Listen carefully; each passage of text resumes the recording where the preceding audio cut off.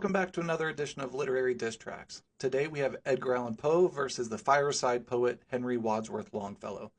This feud is quite possibly my favorite thus far. We've got something of a David and Goliath battle, one that begins with flattery and ends in a just contentious spectacle, involving some class resentment, huge egos, nepo babies, accusations of plagiarism, and a mysterious identity that remains unknown to this day, although I have a theory I'll be sharing at the end.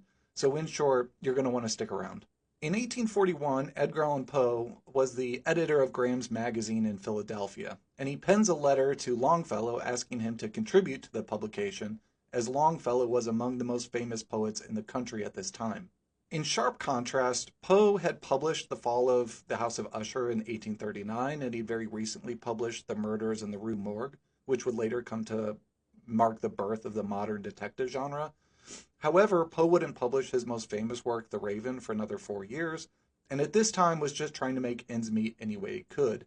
It's also worth noting here that Poe was a very calculated self-promoter, so while this letter to Longfellow was a solicitation for the poet to contribute to the magazine, it also reads as Poe flattering Longfellow in hopes of garnering some kind of favor. In addition to asking Longfellow to pen something for their pages, Poe adds, quote, "I have no reason to think myself favorably known to you, but the attempt was to be made, and I make it."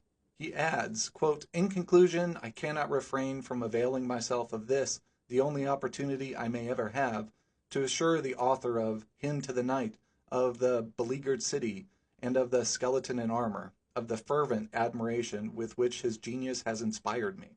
Longfellow very politely declines the opportunity to submit his work. However, he extends to Poe some kind and personal words, writing, quote, "You are mistaken in supposing that you are not favorably known to me. On the contrary, all that I have read from your pen has inspired me with a high idea of your power, and I think you are destined to stand among the first romance writers of the country, if such be your aim." You might think Poe would receive Longfellow's correspondence feeling pretty good about it. After all, the biggest writer in the country really had gone out of his way to offer some kind words of encouragement and praise. But that just ain't Edgar Allan Poe's style. Instead, he starts a one-sided war with Longfellow. Quite literally, Poe calls it the Little Longfellow War. A war fought between not Poe and Longfellow, but Poe and a mysterious entity by the name of Ootis, of whom there is much speculation concerning their identity. Before we get into that war and the possible identity of Ootis, it's important to first look into what may have motivated Poe's attacks. In short, class resentment, but also class resentment that is bound up with a resentment towards the literary establishment of the time.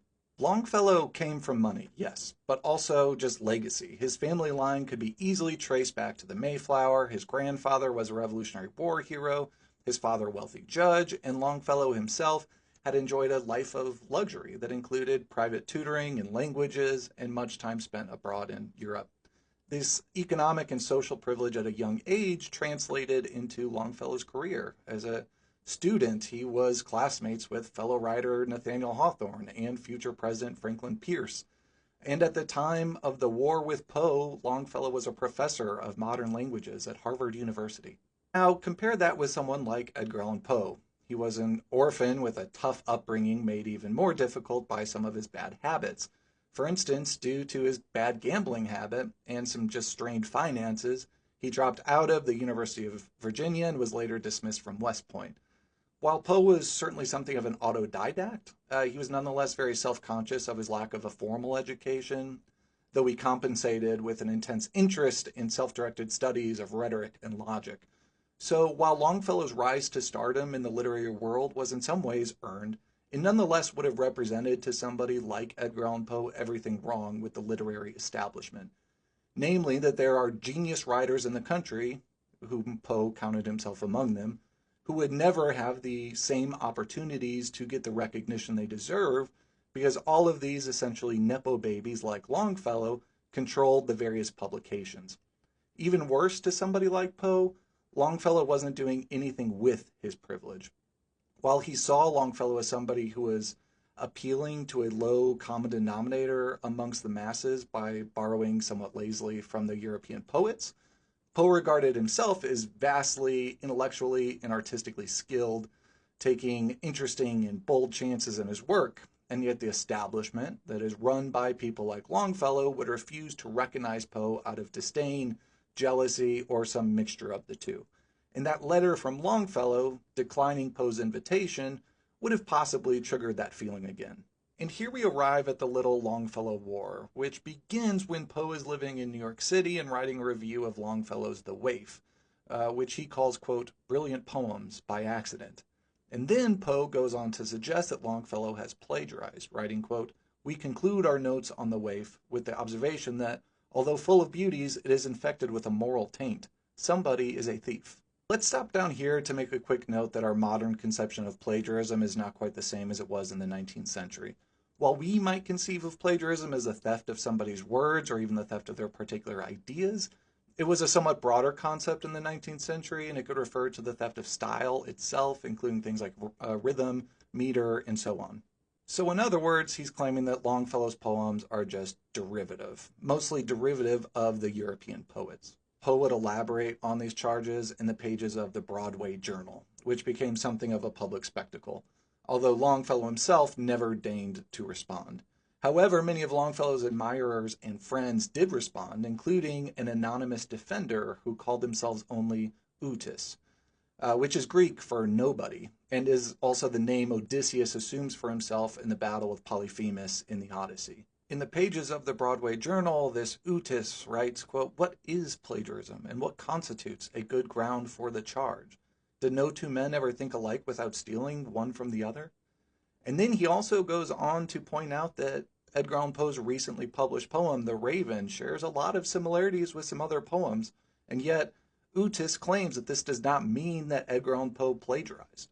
In a 15,000-word rebuttal to Utis, Poe defines the plagiarist as one who, quote, pilfers from some poverty-stricken and therefore neglected man of genius, on the reasonable supposition that this neglected man of genius will very soon cut his throat or die of starvation. The sooner the better, no doubt. It seems that Poe is aligning himself here with the neglected man of genius, whose work is stolen by what he later calls the, quote, triumphant gentleman of elegant leisure. In other words, it seems Poe is suggesting that Longfellow's real crime was plagiarizing Poe himself. Remember, in that initial correspondence, Longfellow said he was familiar with Poe's work. So while most would take that as a compliment, Poe may have seen it as an admission. So who is this Utis? Scholars are pretty much in agreement that it wasn't Longfellow, so we can dispel that. However, there's a very popular theory in scholarship that it was none other than Poe himself. This is a tempting theory. After all, Poe is a master manipulator and total schemer, so by engineering this hoax and this controversy with Longfellow and Longfellow's made-up defender, he was putting his name in conversation with one of the biggest poets and getting a lot of airtime in the periodicals. Evidence that may point to this theory is the general tone that Utis takes at times, going out of their way to flatter Poe, in one instance praising his, quote, beautiful and powerful poem. While I so wish I could believe that this is true, I am sadly more inclined to agree with scholarship that suggests that Utis was actually Lawrence Labrie, editor of The Rover. This scholarship points to the fact that in their exchanges, Utis makes references to texts that Poe has clearly never read, and in Poe's response, he mistakes those references to other texts. Now, maybe you could say that this is Poe making the hoax appear more convincing, but given Poe's ego, I just highly doubt that he'd allow himself to appear uninformed, even for the sake of perpetuating this hoax. So let me know what you think in the comments, and as always, who do you got with this one, Edgar Allan Poe or Longfellow?